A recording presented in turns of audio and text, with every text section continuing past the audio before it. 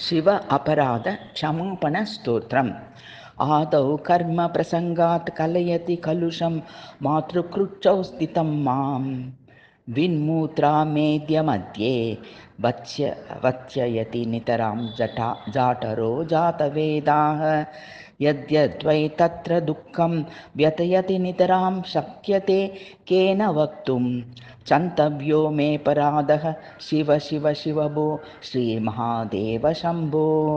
बाल्ये दुःखातिरेकान्मललुलितवपुः स्तन्यपाने पिपासा नो शक्तश्चेन्द्रियेभ्यो भवमलजनिताः जन्तवो मां तुदन्ति। नानारोगादिदुःखादृदितपरवशः शङ्करं न स्मरामि चन्तव्यो मे पराधः शिव शिव शिव भो श्रीमहादेव शम्भो। प्रौढोऽहं यौवनस्थो विषधरै पञ्चभिर्मर्सन्धौ दष्टो नष्टो विवेकः सुतधनयुवति स्वादु सौख्ये निषन्नः। शैवी चिन्ताविहीनं मम हृदयमहो मानगर्वादिरूढं चन्तव्यो मे पराधः शिव शिव शिव भो श्रीमहादेव शम्भो। वार्धक्ये चेन्द्रियाणां विकलगतिमति शादिदैवातितापैः प्राप्तैर्रोगैर्वियोगैर्व्यसन कृशतनोर्ज्ञप्तिहीनं च दीनं मिथ्यामोहाभिलाषैर्भ्रमति मम मनो दुर्जटेभ्यार्न शून्यं चन्तव्यो मे पराधः शिव शिव शिव भो श्रीमहादेव शम्भो।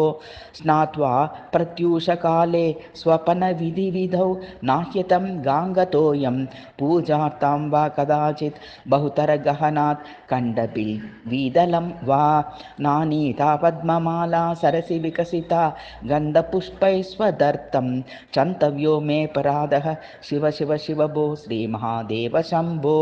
दुग्धैर्मत्वा च युक्तैर्दधिगुडसहितैः स्नापितं नैव लिङ्गं नो लिप्तं चन्दनाद्यैः कनकविरचितैः पूजितं न प्रसूनैः धूपैः कर्पूरदीपैर्विविध रसयुतैर्नैव भक्ष्योपहारैः चन्तव्यो मे पराधः शिव शिव शिव भो श्रीमहादेव शम्भो। नो शक्यं स्मार्तकर्म प्रतिपदगहने प्रत्यवायाकुलाख्यं श्रौते वार्ता कथं मे द्विजकुलवीते ब्रह्ममार्गानुसारे तत्त्वे ज्ञाते विचारे श्रवणमननयोः किं निदिध्यासितव्यं चन्तव्यो मे पराधः शिव शिव शिव भो श्रीमहादेव शम्भो। ध्यात्वा चित्ते शिवाख्यां प्रचुरतरधनं नैव दत्तं द्विजेभ्यो हव्यं ते लक्षसङ्ख्यैर्हुतवहवदने नार्पितं बीजमन्त्रैः नोतप्तं गङ्गातीरे व्रजजपनियमैः रुद्रजाप्यं न जप्तं चन्तव्यो मे पराधः शिव शिव शिव भो श्रीमहादेव शम्भो। नग्नो निस्सङ्गशुद्धस्त्री गुणविरहितो ध्वस्तमोहान्धकारो नासाग्रज्ञस्तदृष्टिर्विदितभवगुणो नैव दुष्टः कदाचित् उन्मन्यावस्थया त्वां विगतगतिमतिः शङ्करं न स्मरामि चन्तव्यो मे पराधः शिव शिव शिव भो श्रीमहादेव शम्भो। स्थित्वा स्थाने सरोजे प्रणवमय मरुत्कुम्भिते सूक्ष्ममार्गे शान्ते स्वान्ते प्रलीने प्रकटितविभवे दिव्यरूपे शिवाख्ये लिङ्गाग्रे ब्रह्मवाक्ये सकलतनुगतं शङ्करं न स्मरामि चन्तव्यो मे पराधः शिव शिव शिव भो श्रीमहादेव शम्भो।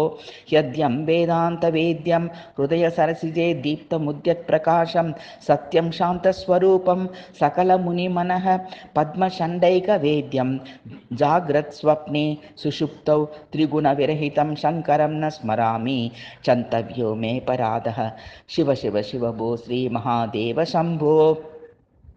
चन्द्रोद्भासितशेखरे स्मरहरे गङ्गाधरे शङ्करे सर्पैर्भूषितकण्ठकर्णाविवरे नैत्रोत वैश्वानरे दन्तित्व कृत सुन्दराम्बरधरे त्रैलोक्यसारे हरे मोक्षार्थं कुरु चित्तवृत्ति मचला मन्यैस्तु किं कर्मभिः किं ज्ञानेन धनेन वाजिकर्भिः प्राप्तेन राज्येन किं वा पुत्रकलत्रमित्र पशुभिर्देहेन गेहेन किं ज्ञात्वैच्छट्टणमङ्गुरं सपदिरे त्याज्यं मनो दूरतः स्वात्मार्थं गुरुवाक्यतो भजमनः श्रीपार्वतीवल्लभं पौरोहित्यं रजनिचरितं ग्रामनीत्वं नियोगो माटापत्यं ह्यनृतवचनं साक्षिवादः परान्नं ब्रह्मद्वेषः कलजनरतिः प्राणिनां निर्दयत्वं मा भूदेवं मम पशुपते जन्म जन्मान्तरेषु